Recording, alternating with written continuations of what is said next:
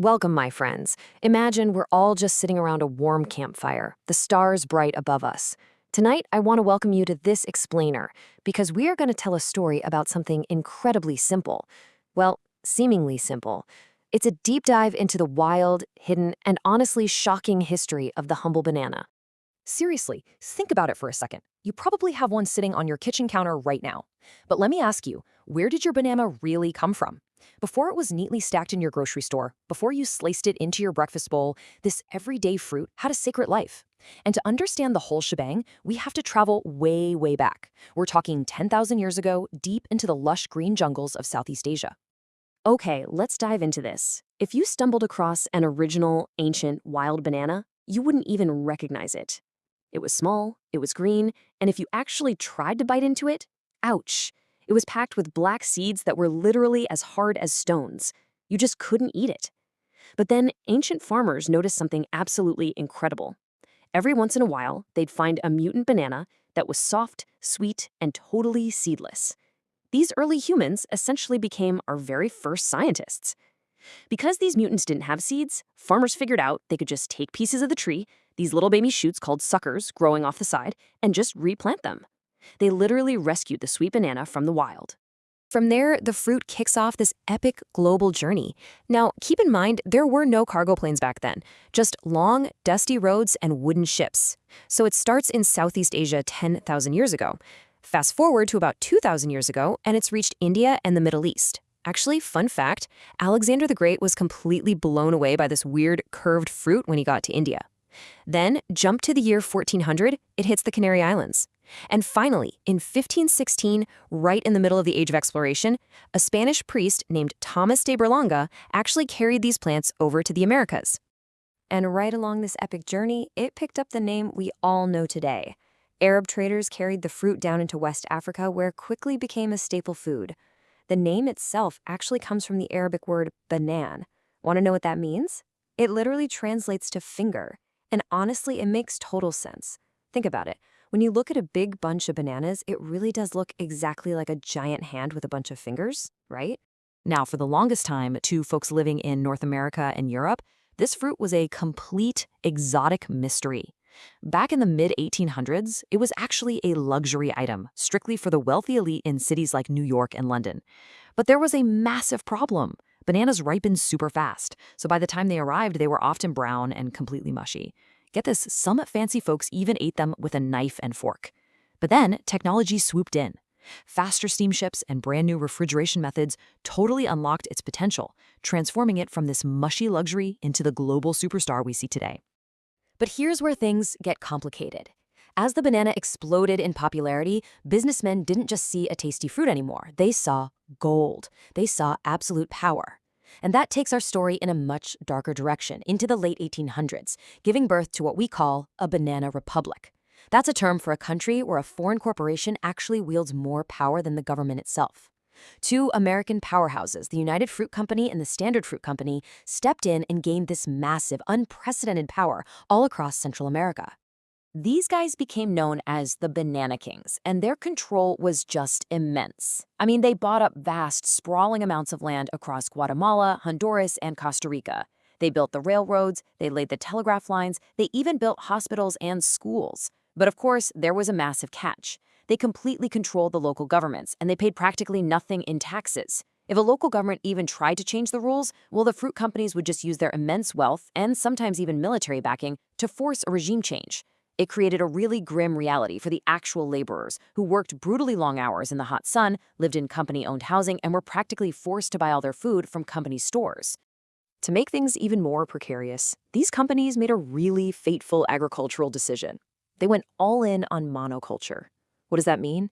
It means planting only one single type of crop across thousands of acres.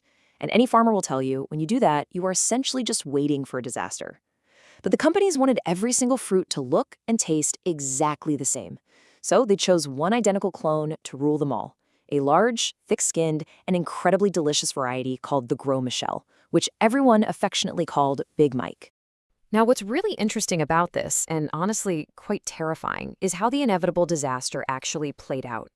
In the early 1900s, a completely invisible enemy lurking in the dirt arrived. It was called Panama disease, and this fungus attacked in these grim, unstoppable steps. First, just a single leaf turns yellow. Then it turns brown and dies. Next, the entire tree completely collapses as the fungus literally chokes the roots from the inside out. And the worst part?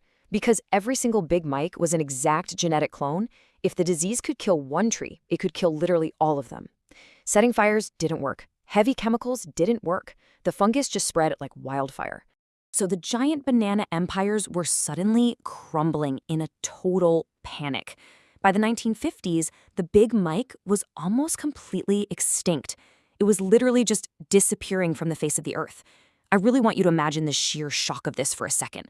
Think about if, tomorrow morning, all the apples in the entire world just vanished. Poof, gone. That is exactly what happened to the banana that the whole world loved. But just as all hope seemed lost, the companies found a secret, hidden survivor tucked away in a quiet greenhouse over in England. It was a variety called the Cavendish. Now, it was smaller and it was way more delicate than Big Mike. Honestly, the companies initially hated it. They thought it was way too small and kind of ugly. But it had one absolutely crucial, game-changing quality. It was completely immune to Panama disease. But to actually sell this delicate new fruit, they literally had to chop down the remaining Big Mike trees and completely reinvent how they shipped everything. They perfected this unbelievable logistical magic trick called the modern cold chain. Here's how it works. First, the fruit is picked while it's still rock hard and totally green in places like Costa Rica. Second, it travels across the ocean in a specially refrigerated cold ship. Third, it hits a massive ripening room where workers use a natural plant hormone, ethylene gas, to essentially tell the banana it's time to wake up and ripen. And finally, it turns that perfect bright yellow right as it hits your local store.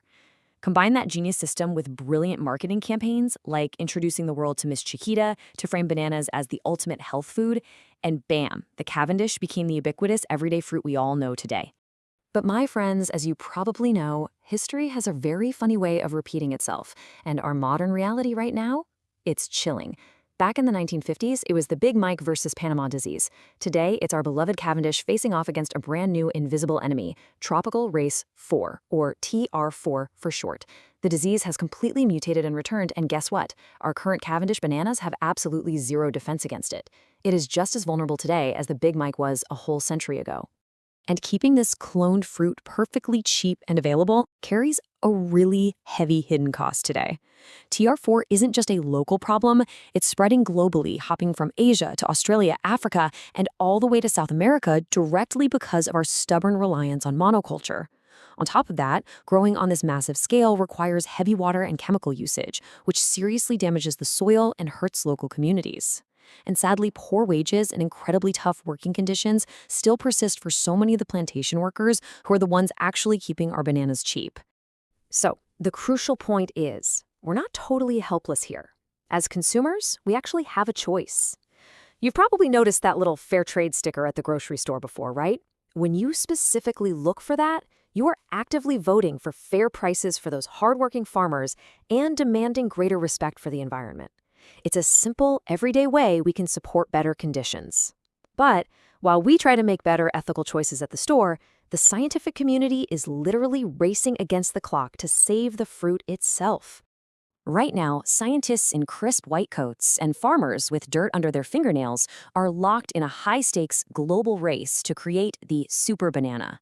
Some cutting-edge labs are using advanced gene editing on banana DNA, trying to find and turn on the specific parts of the plant's code that can fight off this disease. Other researchers, they're going all the way back to the very beginning, heading deep into the wild jungles.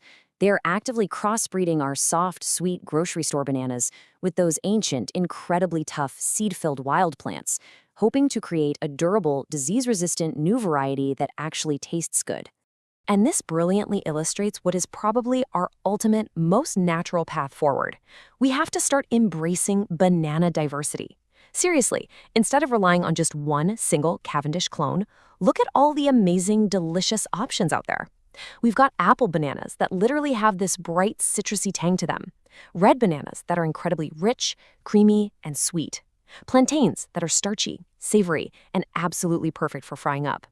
Breaking our stubborn reliance on one identical clone and exploring these diverse flavors, that is the true key to ensuring the fruit's long-term survival.